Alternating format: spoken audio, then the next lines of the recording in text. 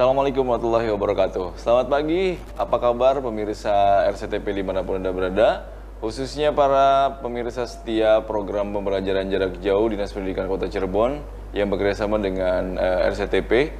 Kembali lagi di pagi ini bersama saya, Edwin Hervis, host dari Inspirasi Kita.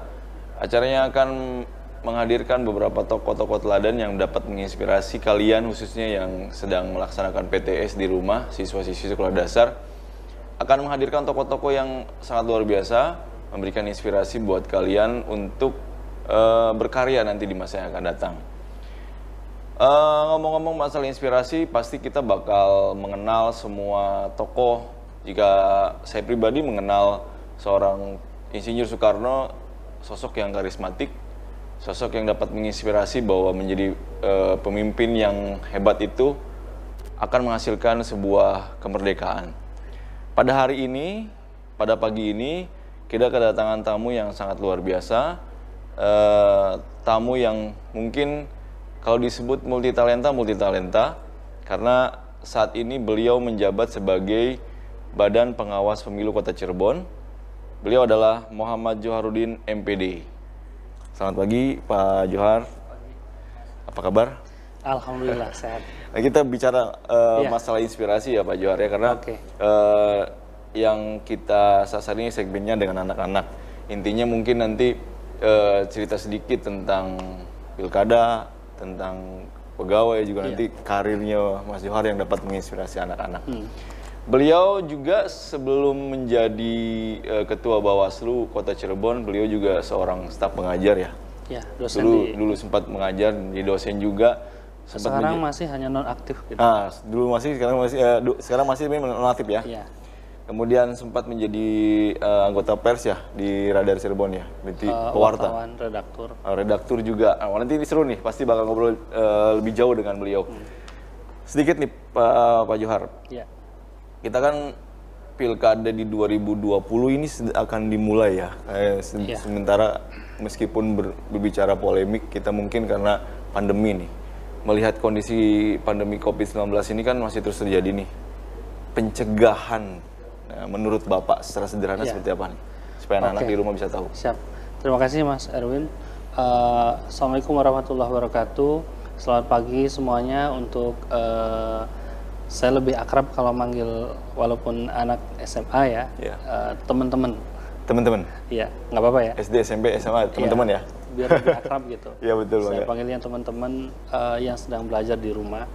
Jadi berangkat dari pertanyaan tadi, bahwa pilkada itu untuk di Provinsi Jawa Barat hanya dilakukan di 8 kabupaten kota di 2020 ini. Betul. Karena untuk dari 27 kabupaten kota, 19-nya itu sudah dilaksanakan pada tahun 2018. Betul. Termasuk kota Cirebon sudah 2018. Dan di antara 8 kabupaten kota itu yang terdekat itu adalah Kabupaten Indramayu. Kabupaten Indramayu ya? Indramayu, Karawang, kemudian Kota Depok, kemudian Kabupaten Sukabumi, Cianjur, Pangandaran gitu, dan Tasik gitu. Tasik ya. Nah, kotanya atau kabupatennya, Pak? Kabupaten. Kabupatennya ya. Iya.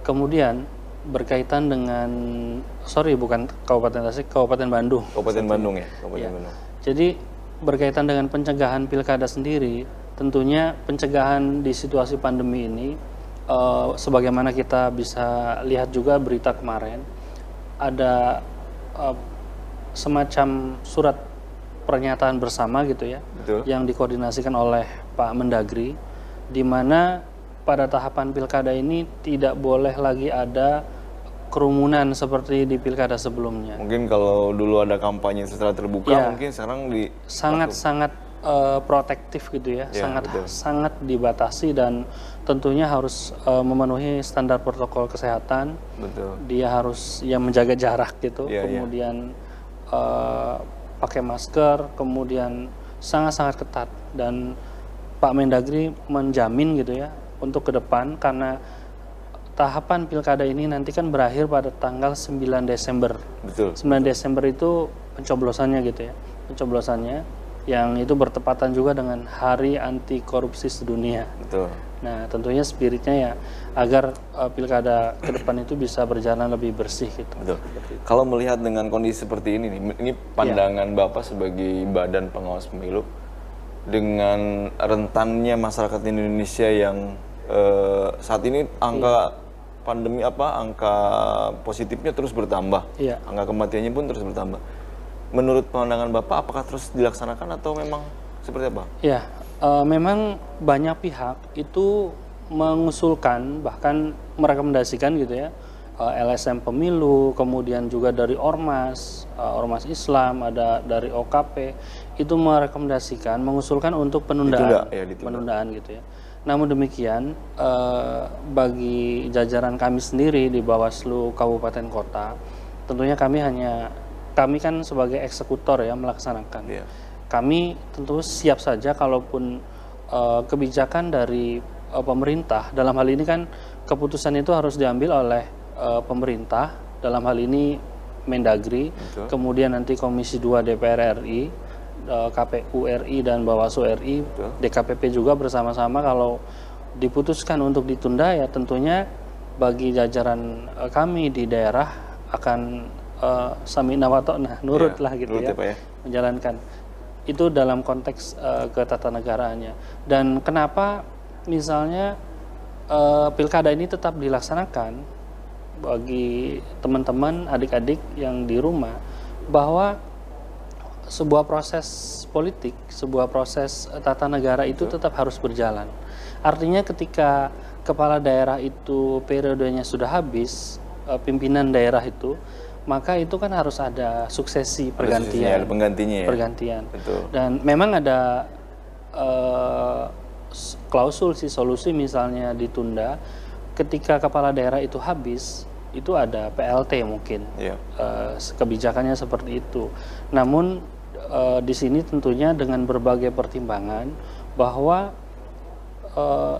untuk pimpinan daerah ya, ketika antara pimpinan yang definitif yang dihasilkan dari pemilihan itu dan PLT gitu ya, atau misalnya PJS itu berbeda gitu.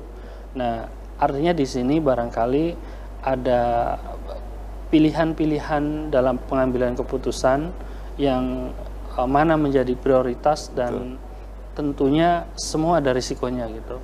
Dan tentu tetap barangkali sementara ini kelihatannya pilkada akan tetap berjalan. Meskipun force major ya, banyak force major. Iya, banyak force major memang ini istimewa gitu. Pembicaranya masih sangat menarik nih Pak Johar. Nanti kita akan kembali setelah jeda pariwara berikut ini.